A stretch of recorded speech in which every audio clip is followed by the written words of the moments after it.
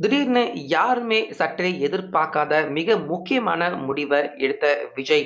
அதாவது censor board அதிகாரிகள் அவங்க சென்சார் சான்றிதழ தர்றாங்களோ இல்லையோ, 23ஆம் தேதி ஜனநாயகன் திரைப்படத்த ரிலீஸ் பண்றோம் அப்படின்னு ஒரு முக்கியமான முடிவ தற்போது விஜயும், அதேபோல படக்குழு எல்லாருமே சேர்ந்து முக்கியமான முடிவ எடுத்திருக்காங்க.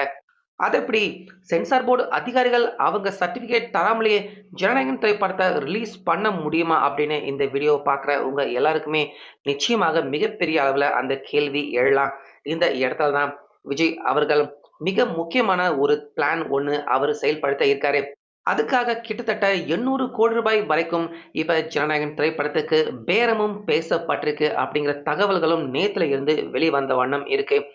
விஜய் அவர்கள பொறுத்தவரைக்கும் எப்படியாவது ஜனநாயகன் திரைப்படத்த மக்கள் கிட்ட கொண்டு போய் சேர்க்கணும் அப்படிங்கிறதுக்காக யாரும் எதிர்பார்க்காத ஒரு புதிய திருப்பம், வித்தியாசமான முயற்சிய விஜய் அவர்கள் ஜனநாயகன் திரைப்படத்துக்காக எடுக்க இருக்காரு. அதுக்கு சென்சார் போர்டு அதிகாரிகள் அவங்களுடைய அந்த அனுமதியும் தேவை இல்ல. அவங்களுடைய அந்த உதவி இல்லாமலேயே ஜனநாயகன் திரைப்படத்த ரிலீஸ் பண்ண வாய்ப்பு இருக்கு. அந்த ட்ராக்ல வேற ஒரு ரூட்ல தான் விஜய் அவர்கள் தற்போது போக இருக்காரு அப்படின்னு தகவல்கள் வெளியாயிட்டு இருக்கு. அந்த புதிய ட்ராக் தான் என்ன? இதனால சென்சார் போர்டு அதிகாரிகள் அவங்க எல்லாருமே மிகப்பெரிய அளவுல அதிர்ச்சி அடையிற மாதிரி என்ன விஷயம் ஜனநாயகன் திரைப்படத்துல நடக்க போகுது அப்படிங்கிற முழு விவரம் எல்லாத்தையுமே இப்ப பார்க்கலாம். அதனால வீடியோவ ஸ்கிப் பண்ணிடாம பாருங்க.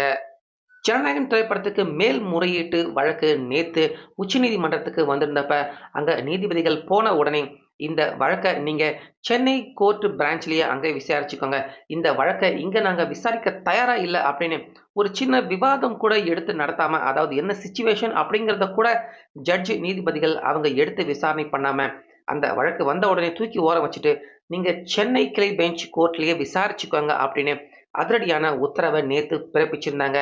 இது விஜய் அவருடைய ரசிகர்கள், அதேபோல தொண்டர்கள், முக்கியமா படக்குழு விஜய் அவங்க எல்லார் வரைக்கும் ரொம்ப பெரிய ஒரு ஏமாற்றமான ஒரு விஷயமாக தான் இருந்துச்சு. ஏன்னா 9ஆம் தேதி நம்ம தமிழ்நாட்டுல இருக்கிற உச்சநீதிமன்றம் அவங்க இந்த வழக்க 21ஆம் தேதிக்கு ஒத்திவைக்கணும் அப்படின்னு சொல்றாங்க. கிட்டத்தட்ட நடுவுல 12 நாள் இருக்கே. அதனால தான் இந்த வழக்க டெல்லியில இருக்கிற உச்சநீதிமன்றத்த நம்பி எடுத்துட்டு போய் இந்த வழக்க பெட்டிஷனாக அங்க தாக்கல் பண்ணியிருந்தாங்க. கிட்டத்தட்ட 5, 6 நாட்கள் கழிச்சு தான் இந்த வழக்கு விசாரணை அங்க டெல்லி உச்சநீதிமன்றத்துல வந்திருந்தது.